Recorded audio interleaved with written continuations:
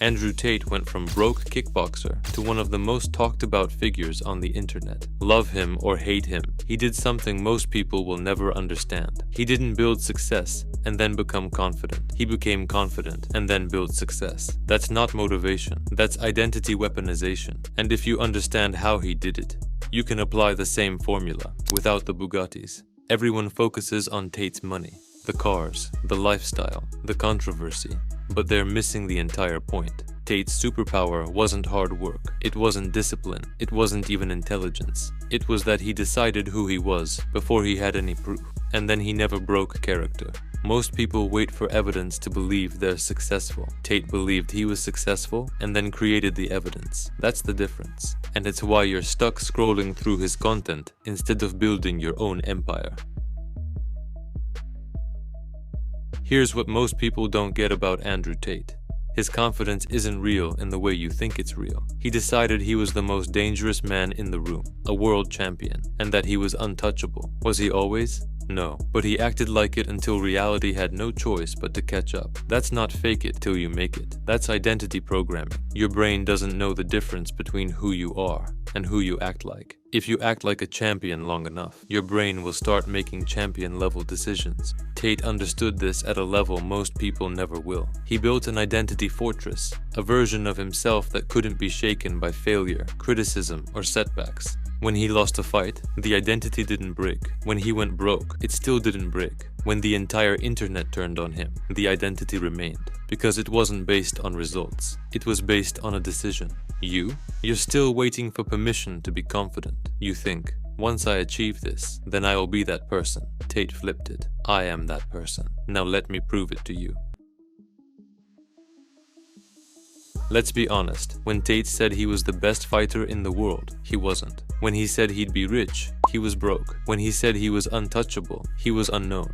He was delusional, but he was strategically delusional. Here's the formula. Delusional about identity, ruthless about execution. Tate believed he was a champion. That's the delusion. But he trained 6 hours a day. He studied his opponents obsessively. He adapted his style based on what worked. He didn't just sit around believing he was great. He acted like someone great would act. Most people do it backwards. They're realistic about who they are. I'm just an average guy trying to improve, but delusional about their effort. They work out twice and expect abs. Tate flipped it. Unshakable belief in who he was, but brutal honesty about what it would take to prove it. That's the advantage. When you know you're that person, failure doesn't break you. It's just data. You don't quit being who you are because something didn't work. You adjust the strategy and keep going. And that's why Tate kept winning when everyone else gave up. His identity was bulletproof. Yours isn't, because you're still trying to earn it instead of just claiming it.